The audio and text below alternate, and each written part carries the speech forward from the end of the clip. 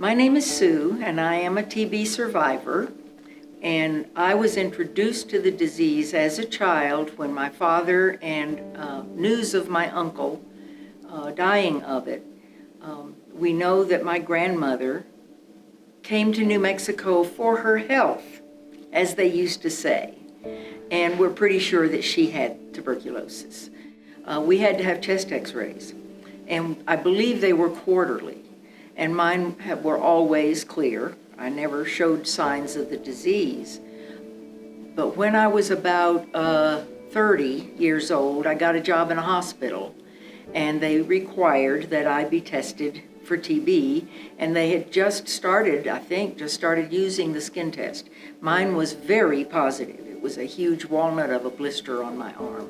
They told me when I would tell them that I was skin test positive, they would say, just ignore it, everybody has that.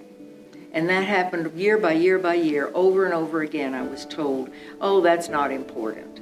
Okay, what happened was I started not feeling good, and it took several months to figure out that I had lupus. This time, for the first time, they said, you have to get it treated because right now we're limited in how we can treat your lupus.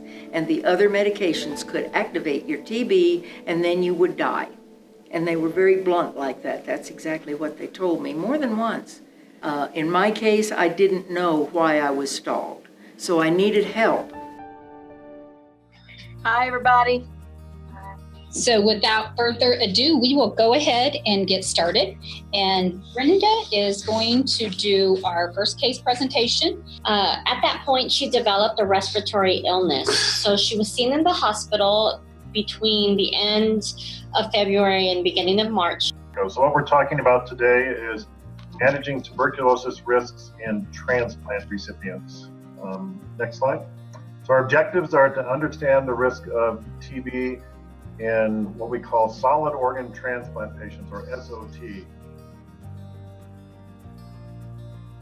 What I would advise the healthcare professionals to do to help patients identify what needs to be done, take the initiative, step up, and acknowledge these issues.